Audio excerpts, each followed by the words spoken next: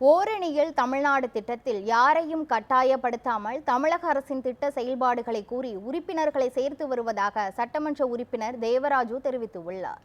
திருப்பத்தூர் மாவட்டம் வாணியம்பாடி திமுக மாவட்ட அலுவலகத்தில் சட்டமன்ற உறுப்பினர் தேவராஜி செய்தியாளர்களை சந்தித்தார்.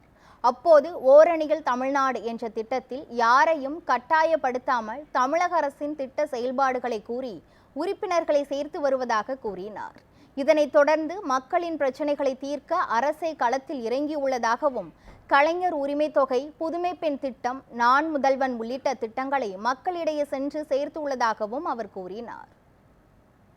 நேரடியாக மக்களை போய் சந்தித்து அங்கே என்னென்ன விளக்கம் கேட்டு அவர்களை எல்லாம் தொடர்ச்சியாக விருப்பப்பட்டவர்களில் அந்த குடும்பத்தில் உள்ளவர்கள் யார் வேலைக்கு சென்றிருக்கிறீர்கள், யார் வேலை கிடைக்க அரசு வேலை கிடைத்திருக்குது, யார் கிடைக்கவில்லை, யார் உங்களுக்கு என்ன பிரச்சனை என்று எல்லாம் கண்டறிந்து அது ஒரு 10 நிமிடம் அந்த குடும்பத்தில் உட்கார்ந்து பேசி அதுக்குரிய தொடர்ச்சியாக அவருடைய பிரச்சனை தீர்ப்பதற்கு அரசே முன்வந்து அதற்கு தீர்ப்பதற்கு மக்கள், உள்ளாட்சி பிரதிநிதிகள், இதில் சட்டமன்ற உறுப்பினர்கள், நாடாளுமன்ற உறுப்பினர்கள் இன்றைக்கு தொடர்ச்சியாக அந்த கலை ஆய்வில் இன்றைக்கு இறங்கி அதற்குரிய நடவடிக்கை தொடர்ச்சியாக நடந்து கொண்டிருக்கிறது.